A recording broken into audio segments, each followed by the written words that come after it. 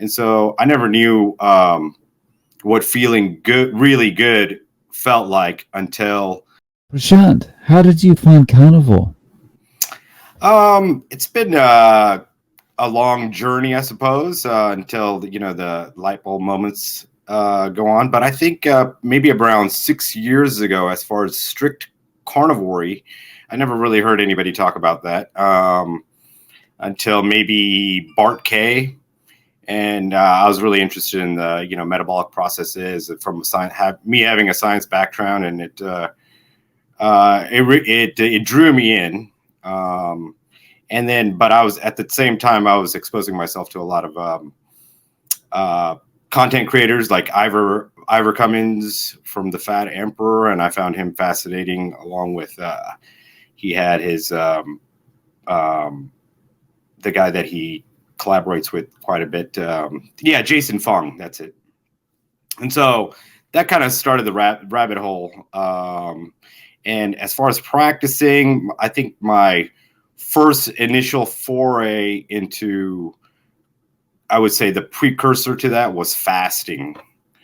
And then when you fast and you kind of open yourself up to other ideas, it kind of opens up yourself up to the fasting kind of was my gateway into exploring other things. And so you kind of started hearing about this 6 years ago. When did you actually get started, and how long have you been doing it? I intermittently experimented with it for a few days here and a few days there, starting about 6 years ago. But as far as just really laying down the gauntlet, it was October of last year, so 2022, or not October, but August, so a little over a year now. I've got actually a lot of questions about this. So the first one is, though, what things have improved for you since August of 2022? I will say my energy levels, my ability to think, brain function. I've definitely experienced brain fog throughout my life, but I wouldn't say I was debilitating brain fog or anything like that. But I guess Pulp Fiction made The Moment of Clarity really popular in the 1994. But yeah, I would have a lot of those kinds of things. But I just feel like overall energy level, and then I didn't know I had 25 pounds to lose. That went away, and a lot of that affecting visceral fat. And so now I feel really streamlined, and I feel like I can just float upstairs and climb mountains and all those kinds of things. So those are just kind of the surface stuff. Shoulder tendonitis completely gone. I never came from necessarily like a very harrowing place of maladies. So, but I wouldn't say I was the acme of health either. I just kind of was just getting along, and just kind of day to day, everything just seemed to be somewhat baseline normal. Some days were better than others, but no real consistency. And so I never knew what feeling good, really good, felt like until I cleared everything away and just started really, really nailing down my, discipline on basically eliminating carbs. Your channel says it perfectly, as opposed to, rubber banding to just completely identifying carnivore. The most important thing in an intellectual process is eliminate the carbs. That's an awesome list. 25 pounds down, better thinking and brain function, energy is better, shoulder tendonitis is gone. Mm-hmm. So what's your implementation of carnivore like on a day-to-day basis? So you mentioned fasting before. Are you like doing like an OMAD, or are you eating multiple times a day? And what are those meals like? So when I first started, for a few years, and this is years ago, 6+ years ago, I'm pretty sure I was approaching diabetes, but I thought I was doing all the healthy things like eating the salads and whatnot, and I would have really itchy skin and all those. So nothing too dramatic. Like, again, I wasn't on the operating table for anything like that. No prescription medications, but just thinking, doing the right things, and this would work itself out. But it never did. And I was also I'm also been very active, physically active my whole life as far as athleticism. So to not meet performance levels type stuff and sleeping in the taking naps in the afternoon and things like that, after a healthy meal of, salad with olive oil and sunflower seeds, spinach, all that, etc., sprouts, quinoa, I would just pretty much zonk out and just take a nap. And then my preparation for going out on the tennis court was, eat a banana and a couple of cups of coffee. And so that seemed to override a few things, and I would have enough energy to go do those things. And tell me your question again so I can answer it, actually. Sorry. So like what are your how are you eating during the day, and what's it made up of? Right. Okay. So when I first started implementing carnivore, and I was traveling a lot, and I still do, but so I was on the road quite a bit. But I decided, I would just I kind of started on the road, and then I'd come back home, and basically leading from, say, OMAD, I guess, was what I was trying to do. And that was actually very, very helpful, very eye-opening. I was like, believing in resting the digestion and giving it time, and, not eating however many hours before bed. I try to kind of aim for 6 hours before bed. That seemed to help my energy levels, improve my life in that way. But even in that realm, I was still kind of eating, kind of whatever I wanted, not necessarily junk food per se, but like, tacos, pizza, or whatnot. I mean, quite a bit of junk food, but not. I wasn't snacking necessarily. But then when I fully implemented, so I've never been a big breakfast eater. And so I would my routine has kind of changed, because I used to be quite a bit of a night owl, and I still kind of am, but I really appreciate my mornings. But it would be several hours, maybe anywhere from 11 to, say, 3 in the afternoon is maybe where I would eat my first meal. So I kind of gradually just did maybe a windowed eating within 4 to 6 hours. But I never really put too much discipline behind it. I just kind of just did whatever I did. And to be perfectly honest, I don't put a lot of discipline behind it even today with eliminating the carbs and being emphasizing my carnivore diet. I just kind of just listen to my body, and if I'm hungry, and so usually I'll try to implement, 4 to 6 eggs the first meal with either bacon, salmon, sausage, or a ribeye steak, or some burger, and just kind of whatever I went shopping for the week or whatever, and then I'll just pull it out and cook it up. Or there's a few restaurants down the street that I can order a la carte, and if I'm on the go, it's not a problem. And Sean Baker actually eliminated me to the concept of ordering patties from McDonald's, large patties. So I've been doing that when, maybe once or twice a month when I'm on the go, and that seems to be really working out. It's very effective as far as just getting me, what I need, and not worrying about, is this gonna drag me down for the rest of the day? So it's really helpful to always have that backup there, and those quarter pounder patties are pretty satiating, right? Yeah, they are my favorite, I would say, and I don't want to advertise for anybody, but it's probably the tastiest ones are the Wendy's ones, but I'll go for the McDonald's ones. And that was being McDonald's phobic, for a while. I'm like, nope, evil corporation, whatever, blah blah blah. But now I'm just like, no, I'll get it's 100% beef patty. Sean Baker really kind of made me feel good about that. So assured me. So yeah, I don't necessarily attempt for OMADs strictly.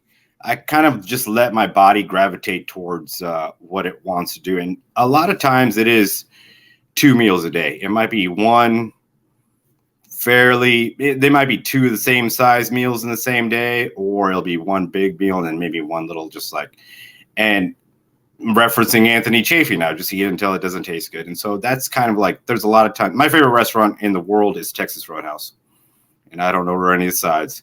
And I'll get the biggest ribeye they have. And usually I can finish the whole thing, but sometimes when I'm not feeling it, I'll just eat half of it, take the rest of it, and eat it later. So that's kind of what it is. And nothing too disciplined, but as far as overall results and feeling good, and not necessarily super optimized, but optimized in the way I move about my days, and just the moment to moment energy levels that's at the moment where I'm at.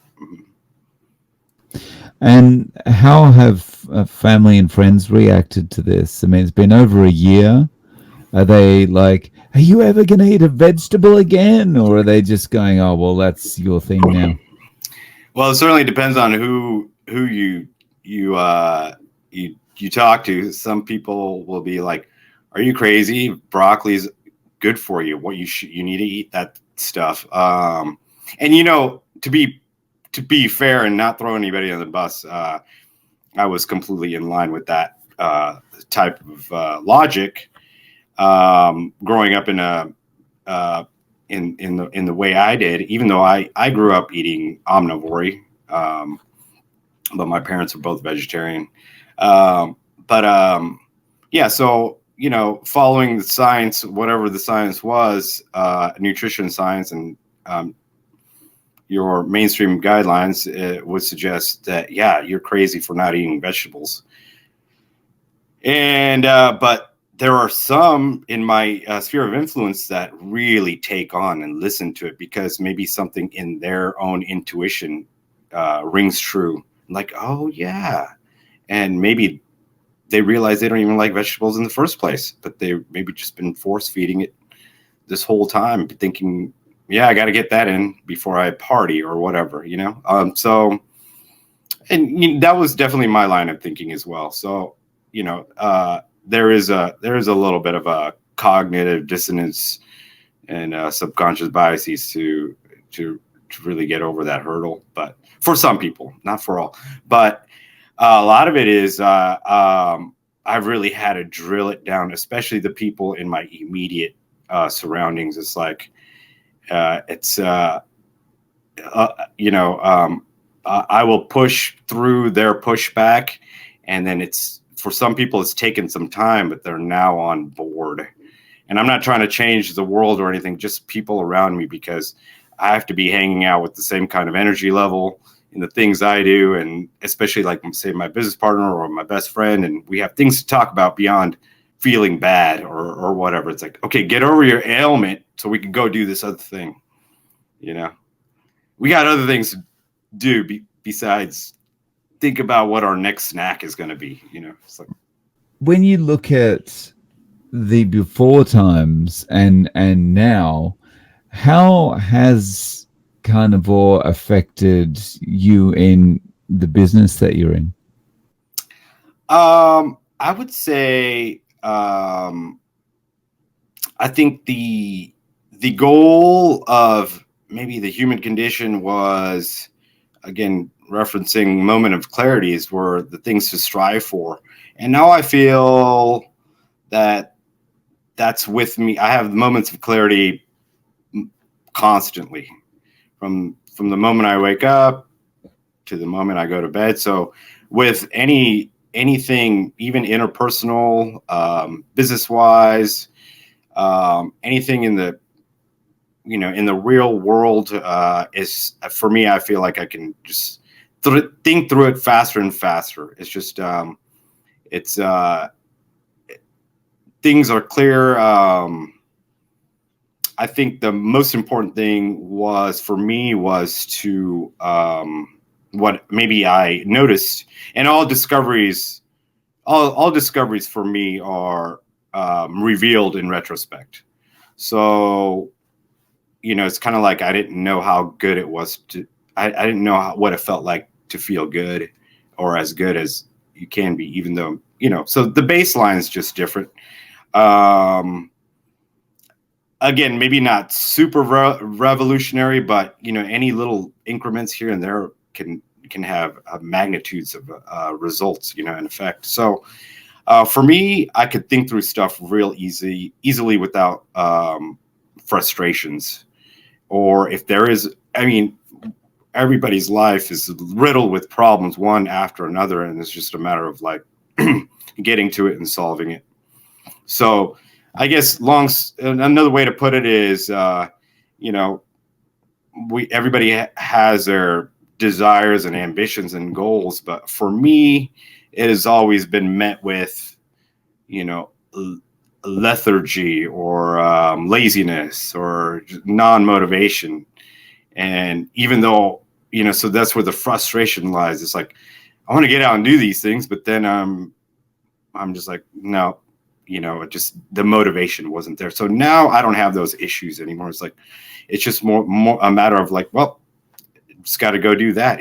Everything's more matter of fact now, and I appreciate that because things have to, everybody has things to accomplish or chores to do, and anywhere from the little things to the high level things, and I appreciate all those moments now. I feel more present, I guess, in my daily moments. I really like that way of describing it. Like it's just matter of fact. Mm-hmm. Yeah, That's certainly the way I feel. Like, yeah, before it would have been like, oh, I've got to do that thing, and now it's more like, well, let's just do it. Let's just get it out of the way, and yeah. yeah. It's just another thing. No worries, and I get joy out of it. One of my number one rules, me and my business partners' rules, is in our business plan is it's a question mark. It's like, are we having fun? And not everything's fun, but it's alchemy. Life is alchemy. It's like taking the mundane, boring, difficult stuff and making it fun. And so that's what it feels like to me now, without sounding like, everything's coming up roses, but it's just, I like to feel like I have joy. I like to feel the joy in everything. So my interest is peaked now. Are you able to share what kind of business it is? Well, I'm kind of all over the place, and again, I suffer from this is something that won't be eradicated with the carnivore diet. Is I suffer from intense bouts of wanderlust. So I kind of got a lot of plates spinning, and it's doesn't necessarily translates itself into the bottom line, because the number one line in my business model is, are we having fun? So I'm not really chasing too much at I feel like whatever comes to me that seems maybe practical and doable and fun, maybe it's some low hanging fruit and we can have fun with it, we'll execute it. So basically it's like me and my business partner invest in properties, and we have some real estate, and we're just kind of trying to grow a little bit more of a portfolio at our own pace. It's hard to kind of like for any kind of small timer or any even some big timer. It's good decisions have to be made and wise decisions have to be made. So we're just kind of like having fun, just kicking rocks is what I call it. And we get our eyes on a lot of things. So it just kind of helps us inform us of what we like and what we like to see and things like that. And I'll tell you, speaking of being all over the place, my resume is extremely schizophrenic. I've been a bartender for 20 years. So that seems a little antithetical to these health discussions in the health world. But I've always maybe felt a little bit out of the box, a little against the grain. So not necessarily, I've never really quite felt with going with the flow, maybe a little more against the grain. So it's helped me to be open and exploring, other avenues, and health optimization or athleticism and performance and results has always been a thing. It's like, how good of a tennis player can I become? Stuff like that, and not necessarily in a competitive realm, but, like a self informative way. And it's, just doing activities like that. And so I've done a lot of stuff. I have a degree in microbiology. I had, but with that said, I've always gotten good grades, but I've never been a good student. So half of me is, I'm an academic insider, but half of me has always been outside the door. So it's helped me kind of,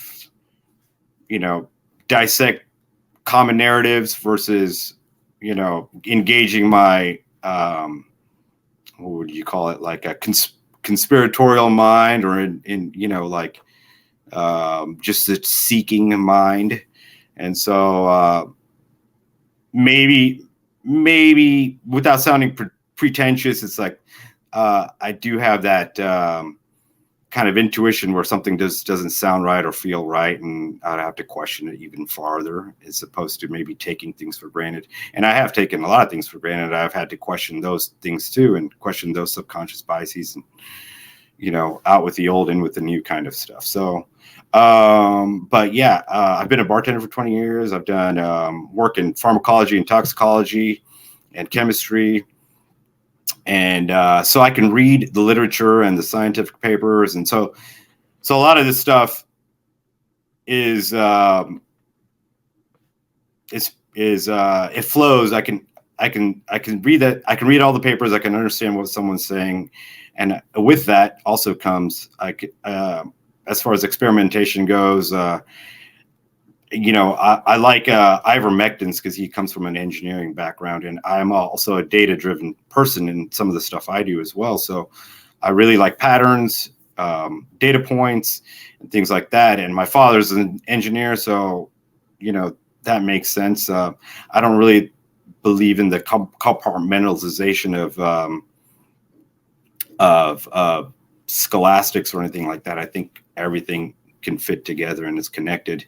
And so I could draw from different, disciplines and apply it to, certain concepts and stuff like that. So, yeah. And so that's why, and lately the metabolic dysfunctions and things like that have been really interesting for me. That's kind of where I'm at, because there's, it's without sounding resolute, it's seeming like, 90+% of modern maladies in the world are metabolic dysfunctioning driven, and it applies to the whole entire body as an entire system. So I never really vibed with specialization.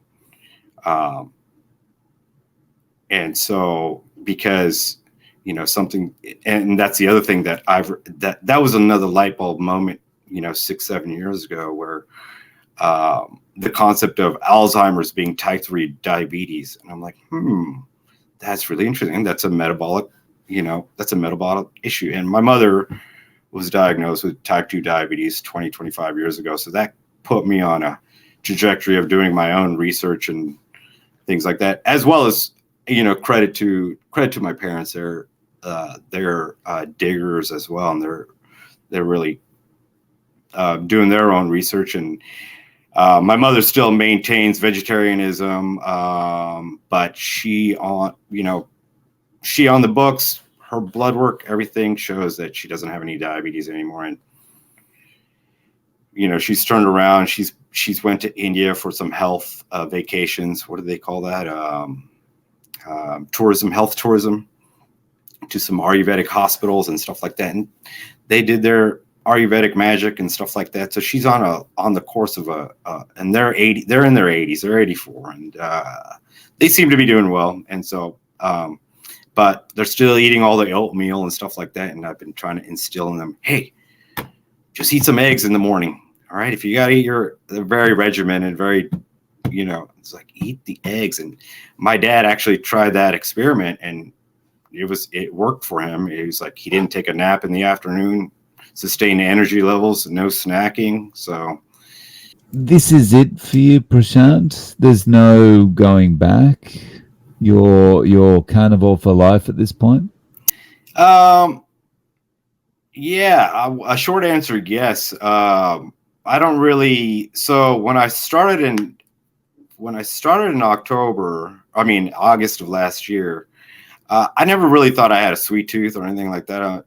Occasionally a can of Coke or some, candy or whatever, but it was never Halloween. It was never a big deal for me as a kid. I mean, I've definitely eaten my fair share of all the sweets and the carbs, but I never thought I had an issue with any of that. And so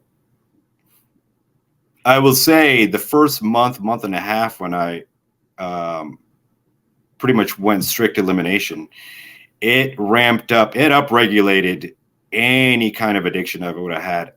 So the first day, and by the end of the day, I was like, oh my God, I really would love a slice of pizza or a can of Coke or something. And occasionally I would intersperse those things and feed that addiction. And that lasted about a month and a half to 2 months. It was really intense. And during those times, it seemed like a real struggle. And I didn't know if I could continue, because it's such it really plays on your mind and your limbic system. But and then I even, and the concept of oxalates and oxalate dumping, about a month in, I had a full body rash. And I can't say for sure, but I was assuming it is oxalate dumping. And I knew when I went to bed and I woke up in the morning, it'd all be gone. And that's surely what happened. And so there's always a new revelation happening the more and more, the further and further out I go, as far as improvements or minutia. And, right now it's all about the minutia for me. And that's why I love listening to hours and hours of testimonials from other people, and some with far more harrowing history than I do. And because those are light bulbs, they might say something and there's a light bulb in the experience of it. So that's really appreciated. You do an excellent job with that. Sean Baker has a lot of people as he interviews. All of the influencers have their own special contribution. But as far as going back, I will say that the strict 30 days or the strict 90 days, without sounding like a hypocrite, I've never actually done that, because occasionally, the other day I was at a house party, and I had a great, I had a full front. I call it front loading. Front load your day, get it all in, and so the people that that I encounter is like, or some of my friends, that might have, some maybe not the best health habits, like drinking a lot and stuff like that, or eating whatever, Taco Bell or pizza or tacos or whatever. I always tell them, okay, cool, that's fine if you want to do those things, but front meal your day. Eat all the eggs and steak and bacon, whatever you want, salmon, whatever. Front load it, 0 carbs, don't have bread with it. Give it about 4 to 6 hours and do whatever you want after that. I'm not going to tell you to, I'm not going to tell you not to do whatever you want to do. But within that, I've noticed, or they've experienced themselves, that they've already done it just gradually. Their addictions have downregulated. They're like, they have zero or very little desire to drink or do the other things, because for them and for me, nothing tastes better than feeling good. And so that's a quote I got from one of the interviews I think Sean Baker had a few months ago. And for me, it's I love those little mantras that just pop up and that just stick with me. I'm like, yeah, those just little things. And so going back, I will say, like, yeah, I was at a house party the other day and I did graze a little bit. There was some nuts, there was a little bit of hummus, there was some tortilla chips. And, I just tried it out. And I was like, initially, I was like, man, this tastes okay. But I didn't overindulge. I just had a little bit. But at the same time, I wasn't actually trying to restrict myself. I was like, let's see what I can do here. And my body, I got to a certain point, and this is about maybe 5 or 10 minutes of grazing, and said, stop.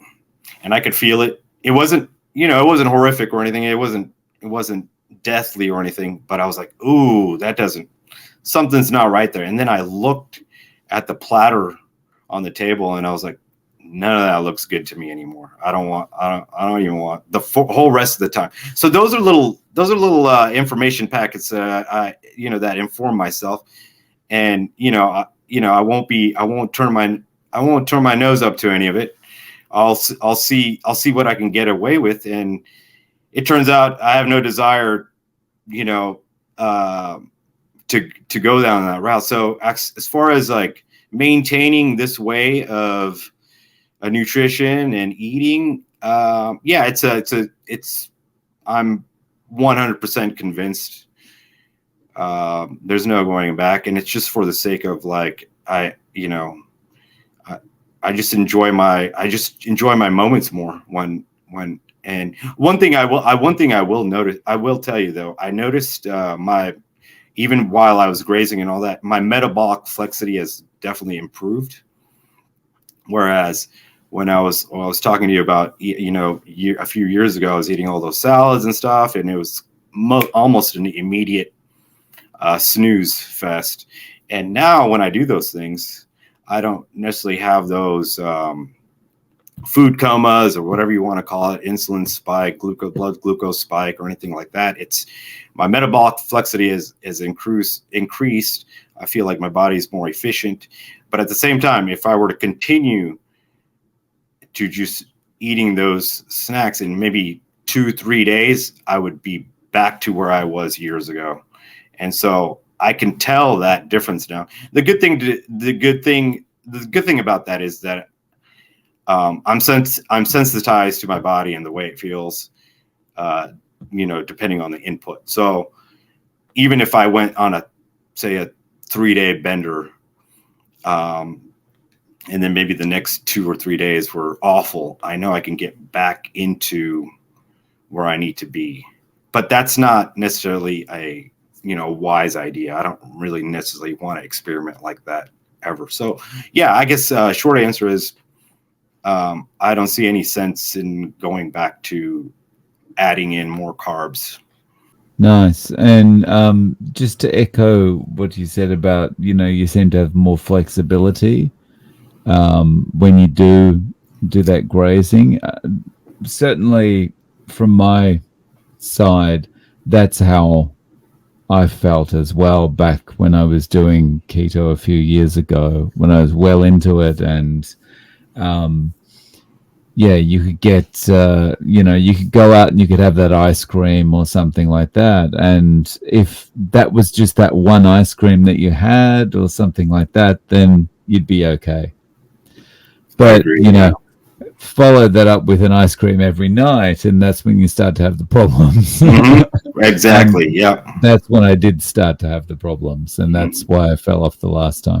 How long ago did you do that kind of experiment?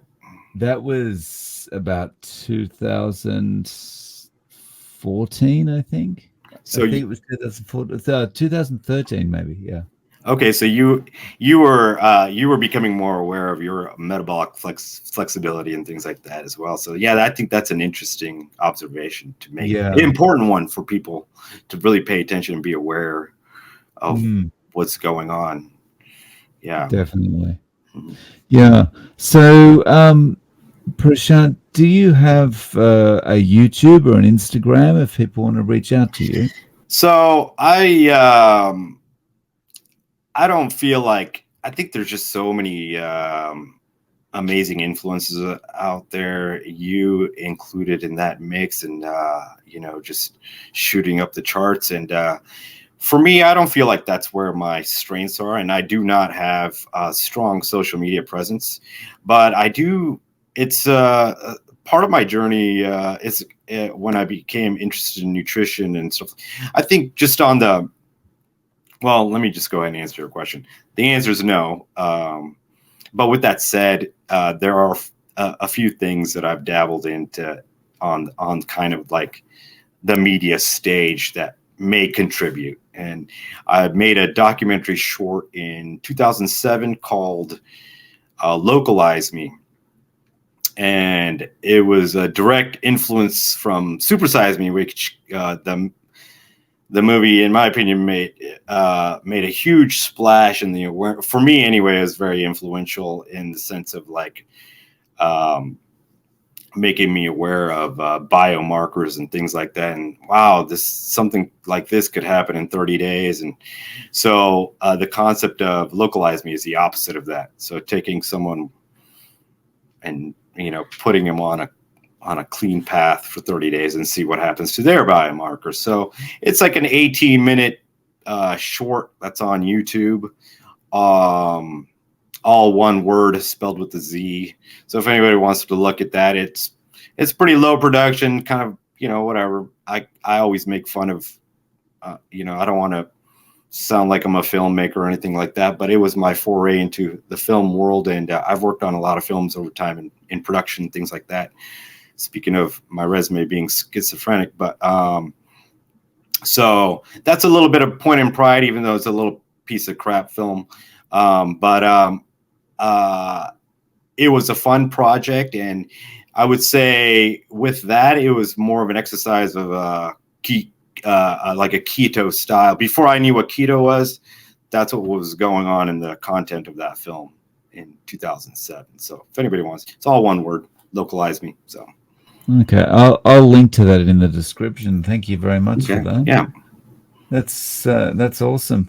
So, Prashant, thank you so much for coming on today and sharing your journey with us. I really appreciate it. It was really nice meeting you, and hopefully, someday I'd like to meet you. Maybe I'll travel to Japan and shoot you a DM. That would be awesome.